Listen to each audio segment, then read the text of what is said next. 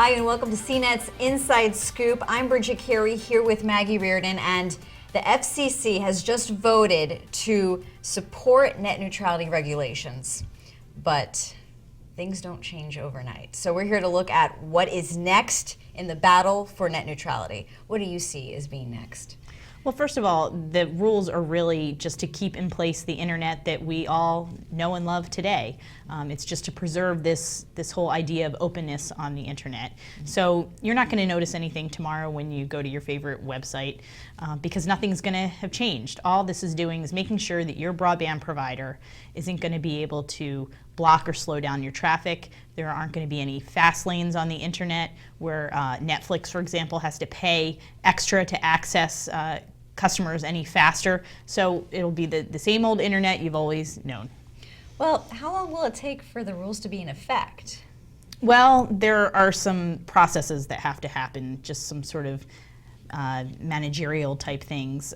So the FCC has to publish the order to the Federal Register, and once it's done that, which could take a couple of weeks, then the regulation's in effect. Well, until someone decides to sue them. I mean, it's been known that AT&T and Verizon and some other friends want to, take this to court. Yeah, absolutely, and they probably will. Once it's filed in the Federal Register, I would expect the lawsuits to be pouring in. But it's going to take a while for those to play out. I think that they'll ask the courts to sort of invalidate the rules while the proceedings are going on, but I have a feeling the courts won't accept that. They didn't in the last time that Verizon sued the FCC over its older rules in 2010. So, we can expect these rules to go into place. But we're going to have these court challenges to look at, and so the issue doesn't go away, but they're probably going to be fighting for at least a couple of years. So if it's tied up in court for several years, there's a new president that's going to be coming in 2016. Could they hire a new FCC chair and just stop all this as it's going on right now? Could it all be reversed?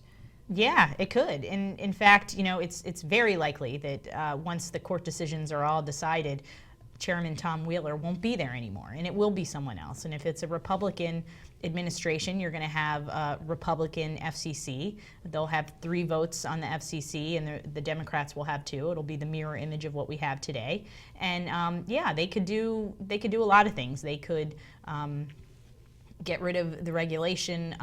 There's also the flip side of this. If we have a Democratic administration and you have a Democratic FCC, they may impose some of the more stringent regulation that the Republicans are afraid of under this new classification of broadband, and so people are a little wary about that too. So we don't know what's going to happen. And just to review, the big argument that the broadband providers are making, that the reason that they want to sue, why are they so upset with this?